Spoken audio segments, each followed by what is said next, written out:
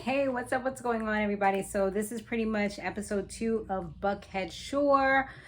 For me, this show is okay so far. I don't know. I'm just not super duper into it. I don't know if it'll get a little bit better, but I kind of feel like the drama's a little bit forced, but I feel like it could, like, I don't know. It just don't feel authentic to me. I mean, y'all let me know how y'all feel about it. But that's just how my first feeling is with the first 2 episodes.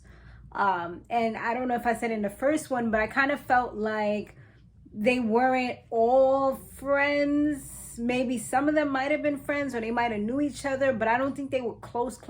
Because even like how he said, like, this is his lake house that he takes his friends to every year.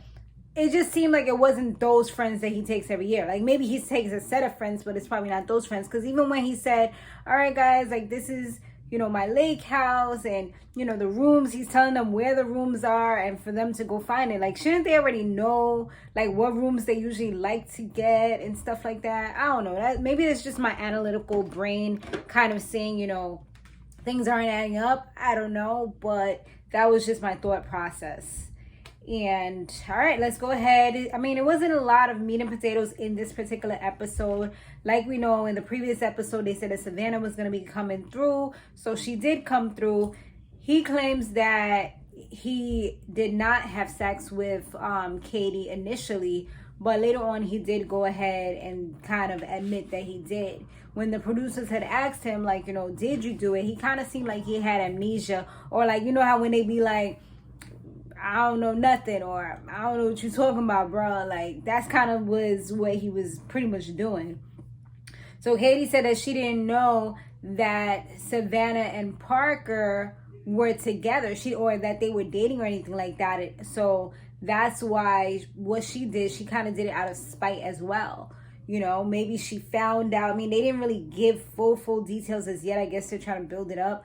But from what they were saying, it looks like, she pretty much hit him up maybe after she found out that they were dating, because quote unquote she didn't know. But why would you message out of spite unless she found out that they were dating after he agreed to hook up with her?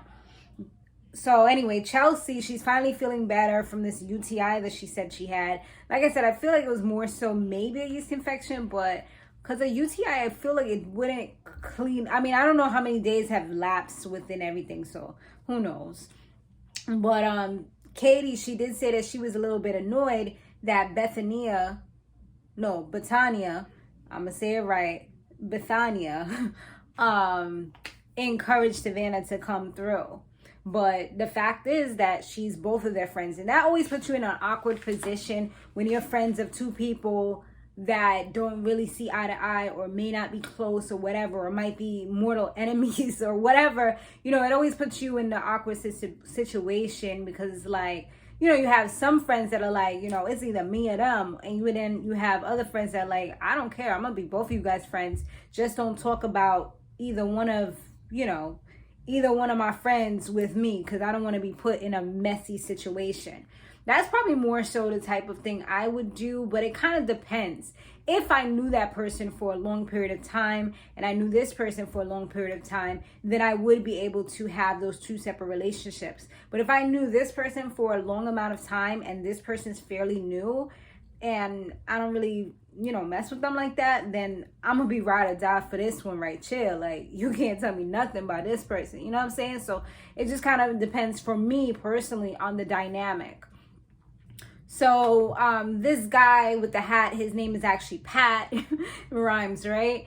And he's Parker and DJ's friend. I know, like, in the last episode, I was like, I don't really know who he is, because I don't know if I kind of was doing something at that moment, but I don't remember his introduction unless it was brief and to the point. Or maybe it just said like one little thing that's his best friend. I mean, I know I saw them show him, but yeah, it just bloop. So Savannah, she came through on a rainy night, and yeah, it was a little bit awkward, because it was like they was all at a table, and they would say, Adamo was saying how she looked so cute, and then Katie on some weirdo stuff had the audacity to be like, yeah, you look fire. Like, dude, we're not friends. Like, why are you giving me a compliment? It's already weird enough that we're sitting in such close proximity to each other. And then you want to talk about, oh yeah, you're fire. Like, I don't know. That's like patronizing somebody, playing with their head or whatever. I definitely wouldn't be with it. And so yeah, that part was a little bit awkward. And Parker later on, he finally addresses the issues that they were having. And he said, like I said earlier, that Katie was the one that messaged him. But it's like, me being a relationship coach, it kind of, makes me think even more. It's like he's really not taking accountability for his actions. He's kind of passing on ownership to Katie so that he can be kind of free of that. It's like, I'm going to throw something out there, give you a little something, but I'm still not going to apologize, because at the end of the day, I didn't do anything wrong because she came on to me. But the fact of the matter is that, like Katie said, she was single. Therefore, she had it was kind of messed up, but especially if she knew, but she had no real ties or connection to the person that he's dating. So it was up to him at that moment to just kind of say, well, I'm dating someone at the moment. I'm sorry, but that would not be a good idea, But he wasn't able to do that. So he's the one who failed. But he just kept on kind of going around and around in circles and kind of making it seem like Katie was at fault. So yeah, that part wasn't really making him to look too good. And he was kind of playing the victim role as well, because it's like he just is like, oh my God, like this isn't going good. They're attacking me. It's damned if I do, damned if I don't. So if you know that it's going to be bad either way, then just let it be bad and tell the truth and get it over with, because it's obviously coming out and it's making you look like more of a liar. Like, these girls are really passive and chill, because I'm sorry, it couldn't be me. Like, you're trying to talk to me like I'm stupid at this point. And that's the part that really always tends to infuriate me, when people talk to me as though I don't know what the truth is, Like, you're really trying to stand there and play with my emotions and my feelings and talk to me as though I left my brain back at home. So, yeah. But I like the fact that both of these ladies, they realized that they weren't the problem. The problem was him. So it's not like Savannah was upset or attacking Katie for what she did. It's just more so she was upset with Parker. And Savannah actually seems like she was so chill that if he would have genuinely said, I'm sorry for this, she would have been like, okay, babe, and they would have kissed and made up. But he wasn't giving her what she needed. I don't know, like, the power of apology with some people is just absolutely blows my mind. Like, I can accept apologies to a certain extent. It depends on the severity of whatever the damage was. If it's something that's nice and simple, yeah, I'll be able to let it go. We can move forward. I may not be able to interact with you the same ever again, but I can move forward for my own peace of mind, But if it's something crazy, like, nah, there's no sorries in the world. Like, I may be able to be cordial with you, but I will never, ever, ever look at you the same. And you're most likely going to be, eliminated from my life just for my own mental health and sanity, But not everybody is the same way, and that's perfectly fine. Everybody's different. So, yeah. And Katie, she says that, well, he tried to say, well, me and Katie have been back and forth for months, and she's like, Savannah's like, but we've been dating for several months. So it's like nothing he was saying. I don't know if it was the liquor talking, but it was just a lot of the stuff he wasn't making sense. And then Pat and DJ, they're like his two bodyguards. So they like always trying to talk for him, come up to his defense. They're like the yes men. Like, regardless of what you do, they're going to have your back. I mean, I get that whole scenario, but I'm the type of person, I probably won't embarrass you in front of your friends or in front of our friends, but in the back, I'm gonna tell you, like, yo, that was messed up. Like, you shouldn't have did it that way. I'm gonna be real with you. I'm not gonna be no yes man at the end of the day. I'm just not gonna embarrass you in front of everybody else.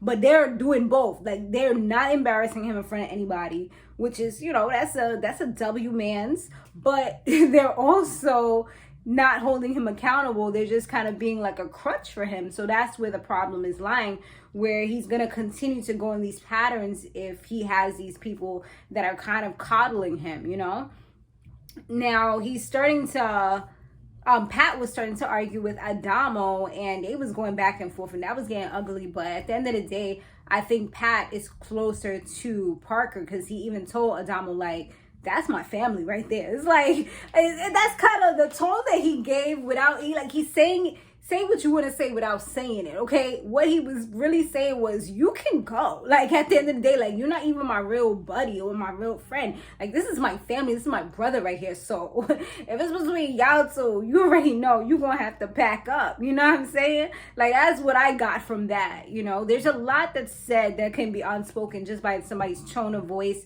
by the way their body language is, and things of that nature. But, yeah, so, I mean, he finally admitted it at the end. He said that Parker, you know, I mean, he said that Katie messaged him, and that's how it all happened, and they had sex. So, yeah, we're going to see how that goes. Depending on how these two reviews go with you guys will determine, because this definitely isn't my favorite show, but I can tolerate it, and maybe it might get better. I'm kind of wondering if I want to watch Jersey Shore. I kind of don't, but then part of me is kind of curious as to how they are now. But I don't know. We'll see. But I know I'm not going to review it, though, because I'm not that into it where I want to, like, talk about it. But, yeah, that's it, y'all. I will see you guys on the next one. And later.